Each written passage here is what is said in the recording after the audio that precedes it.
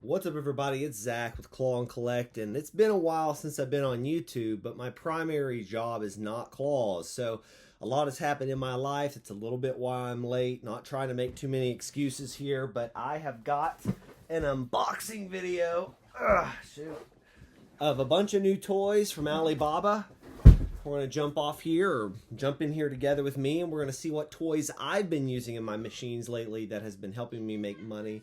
So we're going to jump in today and see the new toys I just got from Starfish Trading Co. off of Alibaba. I'll include the shop link in the description box down below and also in a pinned comment so you can find it and go buy these exact toys yourself from them off of Alibaba. Of course, that includes some shipping time from overseas, so you'll have to give yourself some 2 to 3 month shipping window on these toys. But when they get there, your claw machines are going to thank you and your customers are going to thank you. Just as a bit of side note, the way I do my claw machines is about 75% of my claw machine is generic plush toys. I just bought my generic stuff off of Oriental Trading Company. It should be here Tuesday of this coming week. Today is a Saturday. So this is the name brand toys, and about 25% of my machine visually is stocked with name brand stuff. Pokemon, Mario, Spongebob, Dragon Ball Z, Avengers characters, things like that people see quickly and realize and recognize what it is. And then the generic stuff, pop-it wristbands, knobby balls, non-name brand, just random animal plush. That's the kind of stuff that really fills the machine up so that we protect our margins. These toys that I'm all about to show you cost me around anywhere from $2 to $3 shipped to my house. So they're a bit above my margin. A good price for generic stuff is about $1.50 and less per toy. And that is including shipping, hopefully, maybe $1.85 and less. But an expensive toy, in my opinion, is $2 and above in terms of per toy cost that you're putting in your machine. For example, if your machine is $1 a play and I have a $2 toy in my machine, the player plays $6 to win one $2 toy, then I've made $4 before I pay my location their cut of that profit, which is about 15 to 20% of that $4. The rest of that is my profits. So that's kind of how the money stuff around claw machines works. But let's go ahead and jump in here. The first thing I'd like to show you today is this big bag, it looks like, of Spongebob toys. We have 4-inch Garys. Look at that with the little keychain on top. We have the Mr. Krabs also with a keychain on top, and there'll be other Spongebobs here in a minute. But what kid would not see that and immediately recognize, or adult, of what that is? That is what I mean by name brand stuff. And we will leave those out here. Also, for my first Pokemon, we have Eevee. I believe it's Eevee with the keychain as well. This is going crazy for those of you who know Pokemon, Eevee Heroes, booster sets, and all that stuff around Eevee. This is going to do so well. And that's about a 4-inch tall or so toy. So those are what I mean by kind of like a name brand. You see it and you immediately know what it is. Other name brand stuff here. It looks like we've got our aliens from Toy Story. These aliens include an alien inside of a Pizza Planet fry container. We've got an alien inside also of some other type of Pizza Planet container with a really nice golden solid made keychain.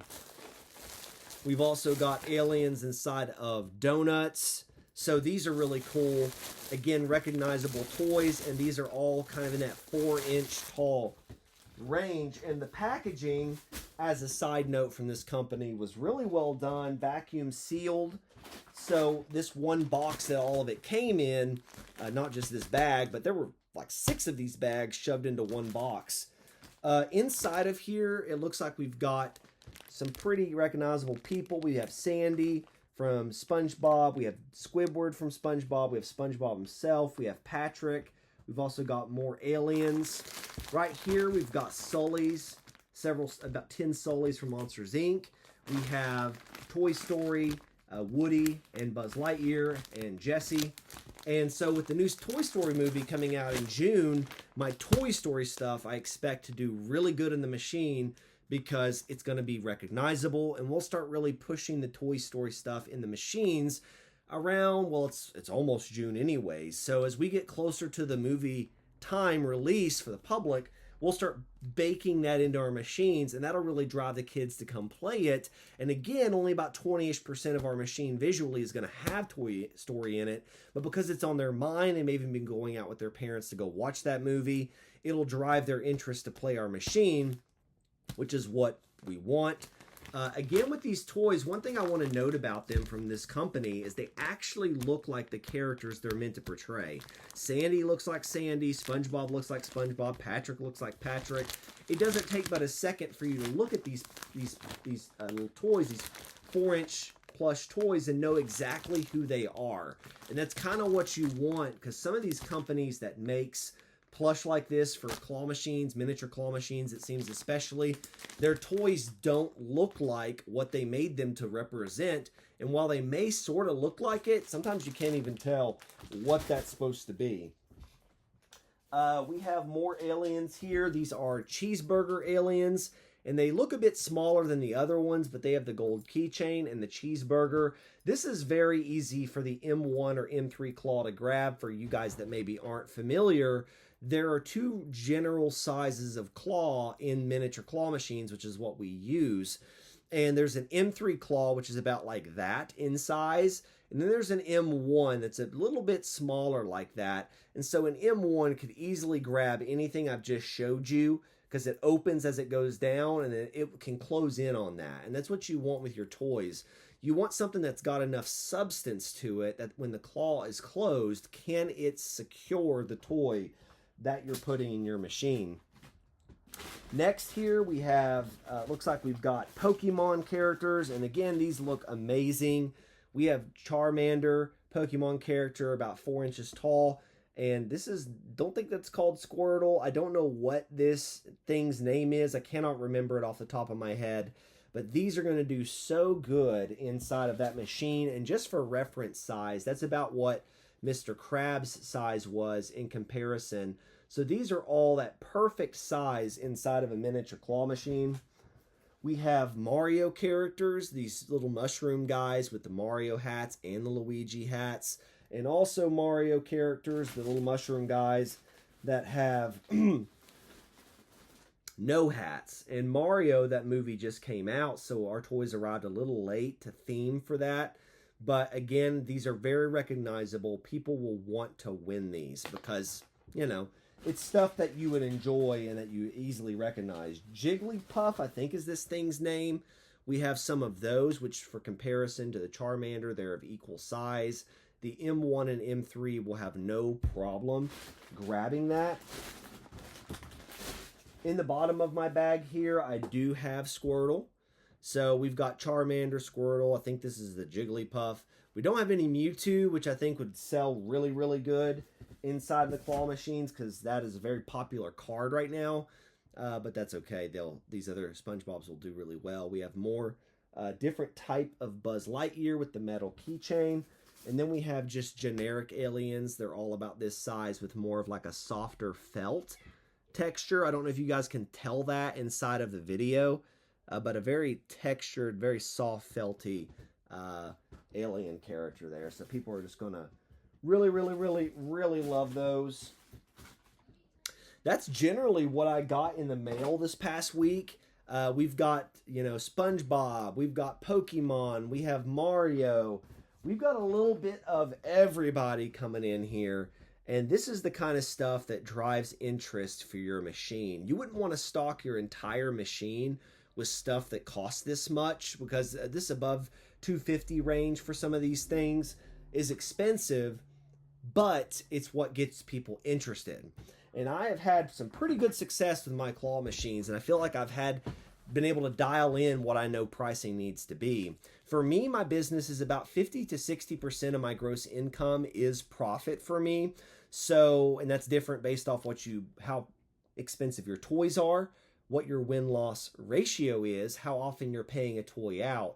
and what you pay your locations for the location fee. So those are numbers that will impact your bottom line. But one thing as of late for the Pokemon lovers out there that's been doing really well for me is these Japanese booster packs. We have Nihil Zero, and then I don't know what the names of these others are. Some of you are going to know automatically what these different sets are that I'm representing here. But there you go on the Japanese booster packs. A local card shop to me charges $5 a pack for these booster packs, which I've been told is pretty expensive for some of these sets.